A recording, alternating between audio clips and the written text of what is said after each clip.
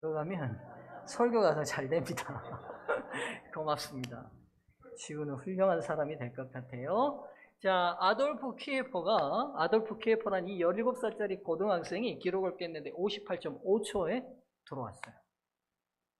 그럼 이 선수가 다른 선수들보다 신체적 기능이 더 탁월했느냐? 아닙니다. 아닙니다. 이 고등학생은 턴을 하는 방식을 바꿨어요. 여러분, 100m니까 수영 정기 규장이 50m잖아요. 그러니까 100m를 하려면 가서 찍고 돌아와야 합니다. 근데 그동안 모든 수영 대회는 사이드 턴이라는 방식으로 턴을 했습니다. 이 방식이 뭐냐면 막 수영해가지고 가가지고 전속력으로 수영해서 저쪽 벽에 닿으면 터치하고 그 다음 다시 돌아서 발로 차고 나오는 방식이었어요. 이런 방식으로 하다 보니까 손을 잡고 도는 순간 운동량은 다 감소해버립니다. 손을 이렇게 짚으니까 멈추는 거잖아요. 그러니까 계속 해왔던 운동의 관성이 멈추고 다시 시작해야 돼요.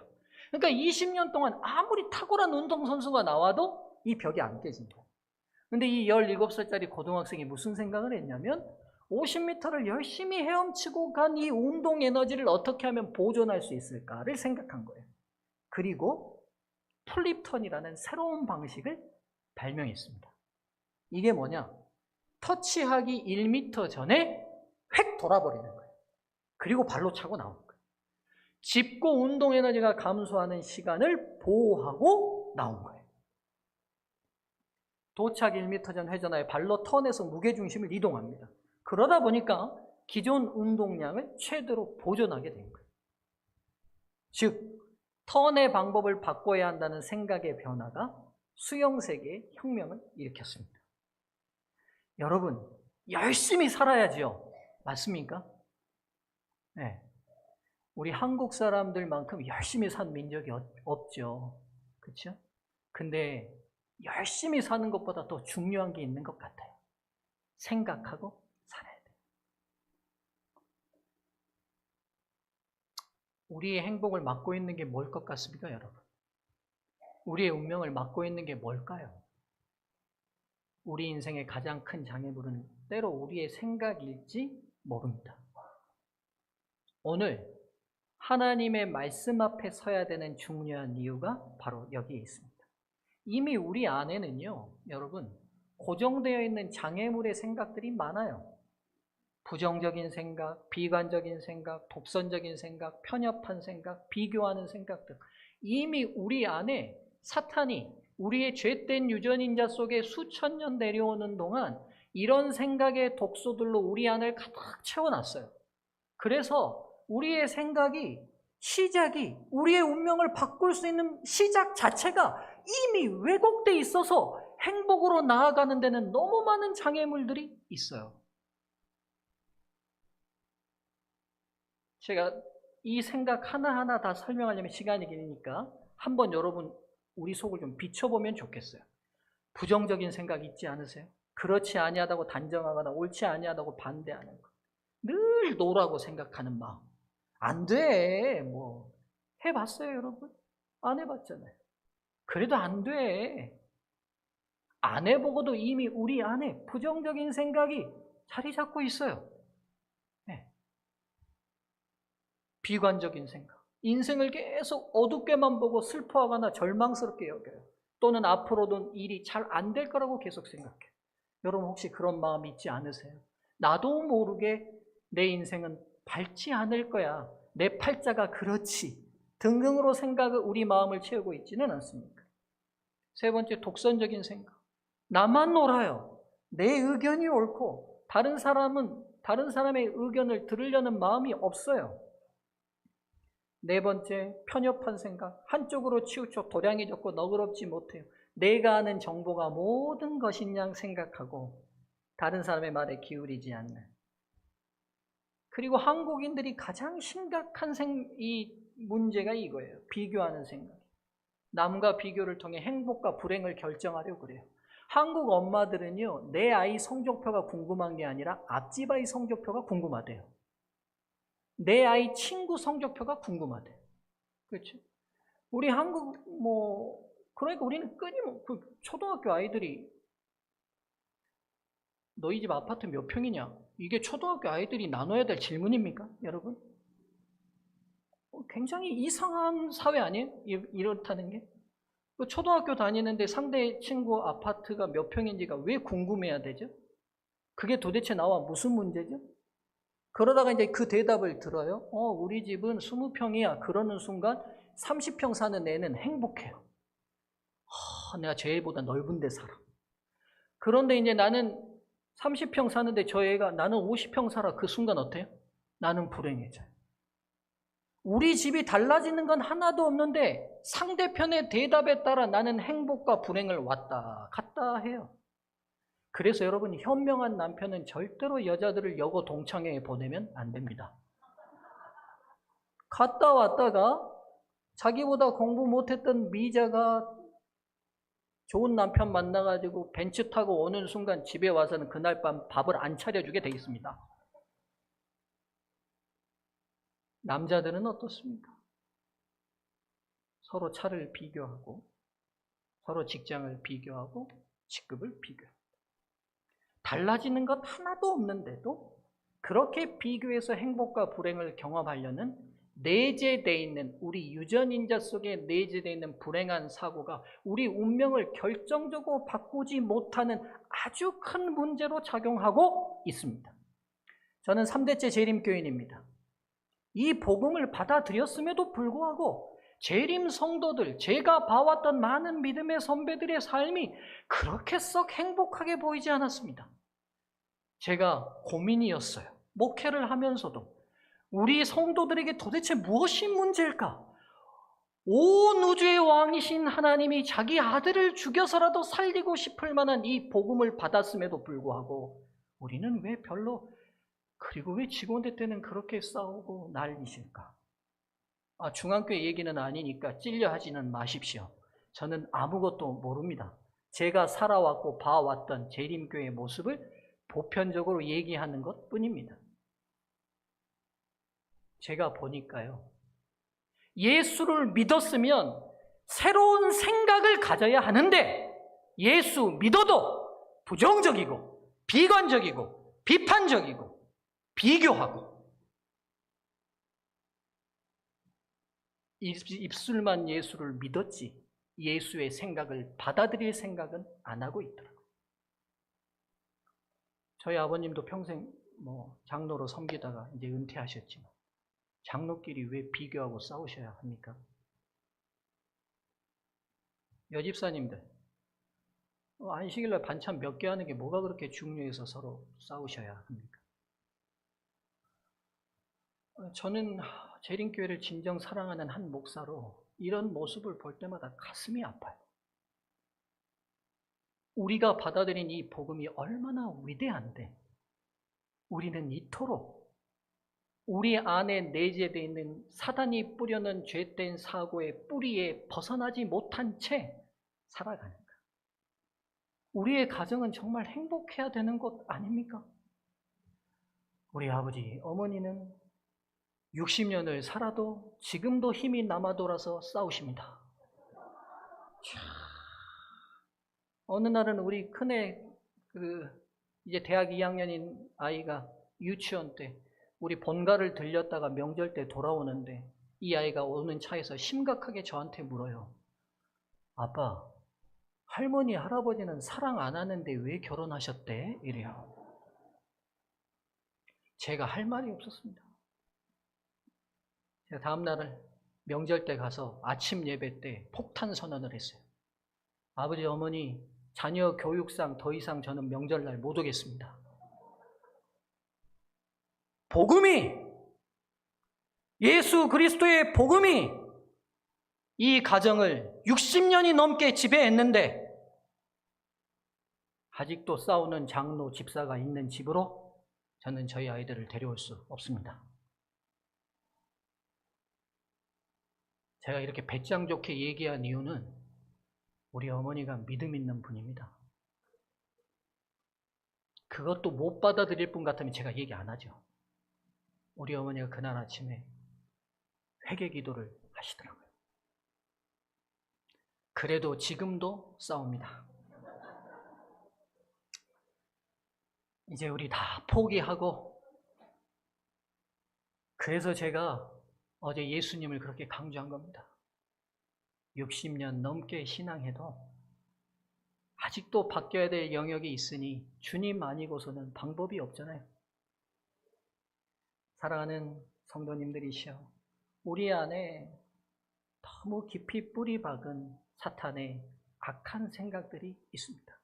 이것 때문에 나도 불행하고 나와 함께 사는 다른 사람도 불행하지 않습니까? 우리 어떻게 해야 합니까? 근데 너무 감사하게 주님 안에는 해답이 있습니다. 아멘입니다. 할렐루야입니다. 저는 예수님 알게 된 게 너무 감사해요. 저는 저희 어머니에게, 저희 할아버지에게, 저희 아버지에게 너무 감사한 것 중에 하나가 예수님 선물로 주신 거예요. 예수가 없었다면 결코 행복할 수 없는 인생을 예수님 알게 돼서 행복하게 만들어 주셨어요. 여러분, 우리 어떻게 벗어날 수 있을까요?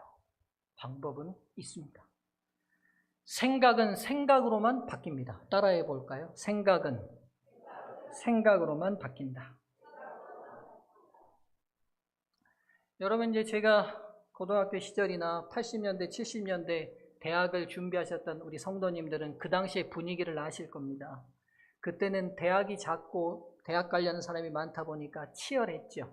재수, 삼수, 사수 하는 사람들이 많았습니다. 물론 지금도 있지만요.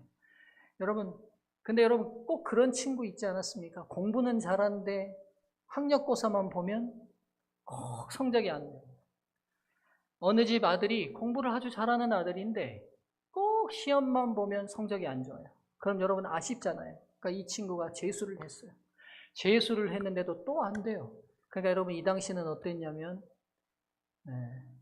우리 형 또래들 80학번들은 시험이 다가오면 빤스를 안 갈아입더라고요. 속옷을 안 갈아입어요. 여러분 아마 기억하실 거예요. 그리고 놀이터 미끄럼틀 옆을 안 갑니다. 그리고 시험이 가까운 주간에 절대로 미역국을 끓이면 안 돼요. 불문율입니다. 예. 이 삼수생 아들이 미역국도 안 먹고 속옷도 안 갈아입고 아무리 애를 써도 재수했는데 또 실패를 했어요. 그래도 착실한 아들이라 공부를 열심히 해요. 보는 부모님이 애가 타죠. 어느 날 이 아들이 공부를 열심히 하는데 엄마가 이 아들 뭐라도 좀 도움되려고 빵하고 우유하고 해가지고 조용히 밤 12시에 방해되니까 문도 조심히 열고 들어가서 그것만 조용히 놓고 나오려고 했는데 그렇게 놀려고 하다가 그만 쟁반 놓다가 아들 쓰던 볼펜을 땅으로 툭 떨어뜨려 버렸어요. 우리가 볼펜 보통 땅에 떨어뜨리면 뭐하라고 줍냐면 볼펜이 땅에 떨어졌네 하고 주어야 되는데 그 순간 엄마가 떨어졌네라는 말을 하면 안 될 것 같아요. 이 아이가 지금 떨어진 것에 대한 경기를 하는 아이인데 볼펜 땅에 떨어졌네 하면 되겠어요? 그러니까 이 엄마가 볼펜을 주우면서 하는 얘기가 볼펜이 땅에 붙었네 그러고 주었어요. 맞는 얘기입니까? 틀린 얘기입니까? 과학적으로는 정확한 얘기입니다. 볼펜이 땅에 떨어지지 않습니다. 지구의 만류 인력을 통하여 볼펜은 땅에 붙는 겁니다. 근데 여러분, 제가 이 이야기를 듣고 떠오른 생각이 있어요. 그래, 생각을 바꿀 수 있는 방법은 사랑하는 사람이 주는 말은 생각을 바꿀 수 있겠더라고요. 이 엄마가 누구를 지극히 사랑해요? 아들을 지극히 사랑해요. 아들이 혹여라도 떨어졌다는 말에 상처받을까 봐 그 사랑하는 마음이 새로운 생각을 만들어냈어요. 뭐라고요? 볼펜이 땅에 뭐 했다고요? 붙었다고요. 그 아들 그 다음 대학에 붙었을까요? 떨어졌을까요? 아무도 몰라요. 그 뒷이야기는 나도 몰라요.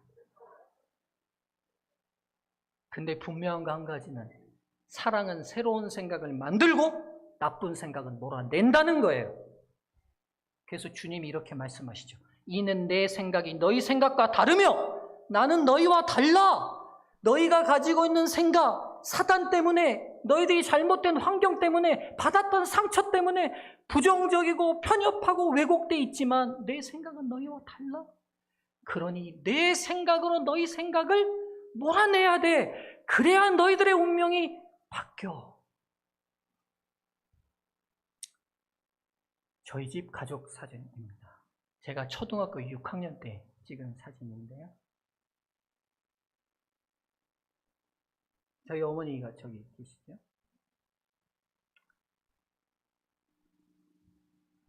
이거 뭔지 아십니까? 이거 뭔지 아신가요? 예. 예, 빨간 딱지. 아시는 분은 아실 겁니다. 부도나고 차 앞 들어오면 냉장고고 세탁기고 뭐에 다 붙는 겁니다. 제가 어린 시절에 저희 아버지 어머니가 누구에게 좀 보증을 섰는데 그게 문제가 돼서 저희 아버님이 사진관을 운영하셨는데 사진 기계랑 다 고가니까 제 어린 시절에 제가 초등학교도 들어가기 전 시절에 우리 집에 이 빨간 딱지가 싹 붙었어요. 그러다 보니까 저희 아버지 어머니가 얼마나 궁핍하고 힘드셨겠어요. 그러니까 어떠셨냐면 여기서부터 벗어나야겠다고 생각하시고 얼마나 많이 애를 쓰셨겠어요. 그러다 보니까 이제 제가 초등학교를 들어갔는데 제가 한글을 다 못 되고 들어갔던 것 같아요. 근데 우리 어머니가 그 당시 초등학교 성적이라는 게 다 아시다시피 부모가 관심 있게 가르쳐 줘야 되는데 그렇게 못하다 보니까 제가 1학년, 2학년 때 공부를 잘 못했어요. 성적표를, 옛날 성적표죠. 이게 1988년도 성적표입니다. 제가 87년이 6학년이었으니까 그때는 수음이 양가로 먹였는데 초등학교 2학년 때 성적표를 받아왔는데 미, 양, 가로 막 도배가 돼서 제가 왔어요. 그다음에 철이 없다 보니까 엄마 성적표 그러고 갖다 줬더니만 우리 아버지는 아무 말씀 안 하시고 우리 어머니는 조용히 저에게 이렇게 얘기하시는 거예요. 정환아, 너는 뒷심이 강할 거다.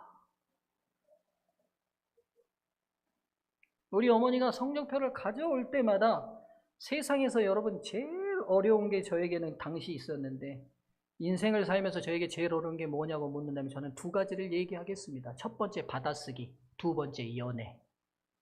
네. 받아쓰기가 그렇게 어려울 수가 없어요. 초등학교 2학년 때는 계속 받아쓰기를 보는데 이걸 쌍시옷을 써야 될지 쌍기역을 써야 될지 그러니까 막 어려워요. 그러니까 이제 하나도 맞고 두 개도 맞고 그러니까 그 당시에 한 60명 다니다 보니까 저희 선생님이 곧 은퇴를 앞두신 선생님이셔가지고 어느 날 답안지를 한 번 안 냈더니만 선생님이 모르셔요. 그러니까 아이고 어린 마음에 선생님도 제 답안지 보면 한숨 나오고 나도 받으면 한숨 나오니까 서로 답안지를 안 내기로 제 스스로 합의했어요. 안 내도 몰라요 선생님이. 안 내도 몰라요. 근데 우리 어머니가 늘 뭐라고 얘기하시냐면 나는 뒷심이 강할 거다. 이렇게 저를 격려하시는 거예요. 근데 이 격려가 먹혀 들어가는 여러분 4학년이 지나고 나니까 제가 이제 숙제를 좀 해가고 싶더라고요. 우리 어머니가 숙제하라는 말씀도 안 하시는데 숙제를 좀 하다 보니까 성적이 올라요. 예전에는 선생님들이 왜 그러시는지 모르겠지만 4분단이 있으면 1등부터 이렇게 앉히셨거든요. 1등부터. 그러니까 전 늘 제일 뒤에 앉았죠. 근데 이제 4학년이 지나니까 이게 좀 앞으로 오더니만 5학년 되니까 제가 이제 제일 첫 번째, 두 번째 줄까지 앉게 됐어요. 근데 5학년 때까지 반장을 어떻게 뽑았냐면 1등이 반장이었어요. 그냥 임명했던 거예요. 제 학교 다닐 때는. 임명인데 5학년, 6학년 올라가면서 전두환 정권이 민주주의를 초등학교 때 가르친다고 반장 선거를 시작했어요. 근데 반장 후보도 반 5등 안에 들어야 후보가 돼요. 그러니까 저는 초등학교 때 개나 고동이나 한다는 반장을 한 번도 못하고 초등학교를 졸업하게 생겼는 거예요. 근데 6학년 2학기 때 제가 드디어 이제 5등 안으로 들어왔어요. 후보가 될 수 있는데 제 어린 마음에 반장이 너무 하고 싶은 거예요. 반장이 그 어린 마음에 나도 이제 자격이 됐다는 생각이 드니까 이 초등학교를 반장으로 마무리하고 싶은 거예요. 그래가지고 제가 평소에 이제 교회를 다니다 보니까 여자애들에게 저는 고향이 여수인데 여수 애들은 거의 욕을 안 하면 말이 안 돼요. 대화가 안 돼. 욕 빼면 다 침묵이에요. 근데 저는 교회를 다니다 보니까 욕을 안 했어요. 그러니까 여자애들이 저를 좋아했을까요? 안 좋아했을까요? 좋아하죠. 욕을 안 하니까. 인연전연 안 하니까 나는. 다른 애들은 다 인연전연 하니까. 그리고 걔들도 이 새끼 저 새끼 하니까. 네. 저는 이름 불러주고 미자야, 순이야 이렇게 이름 불러주니까 정환이 저것은 착해 이렇게. 그게 다 표밭을 가꾸기 위한 나름의 전략이었죠. 6학년 6학년 이야기가 돼가지고 이제 반장 선거를 하는 아침이 되는데 어린 마음에 긴장이 되는지 이게 밥이 안 넘어가더라고요. 그날 아침밥 밥을 안 먹고 제가 있으니까 우리 어머니도 이 아이가 긴장했다는 걸 느끼셨는가 봐요. 밥 먹으라고 강요 안 하시고 부엌에서 이렇게 빨래를 오물조물하고 계셔서 제가 이렇게 너무 보고 있었어요. 그랬더니 우리 어머니가 하는 얘기가 저를 쳐다도 안 보고 이래요. 정환아, 네 오늘 반장 될 거다. 그래요. 그리고 나시는 이야기가 그 뒤에 보험을 드시더라고요. 때론 네가 반장 안 돼도 너무 속상해하지 마라. 때론 시대가 사람을 못 알아보기도 한다. 그래요. 반장 선거 HR 시간이 됐습니다. 진짜 어떤 여자애가 이정환을 추천합니다 해요. 그리고 투표가 붙었는데 60명 중에 43표가 제 이름이었어요. 제가 그리고 6학년 2학기 반장을 하고 초등학교를 마쳤습니다. 근데 제가 나중에 성경을 읽다 보니까 이 어머니가 저에게 했던 이 격려가 본인 생각이 아니라 하나님 말씀에서 온 생각이라는 걸 알게 됐어요. 내 시작은 미약하였으나 내 나중은 힘이 장대하리라.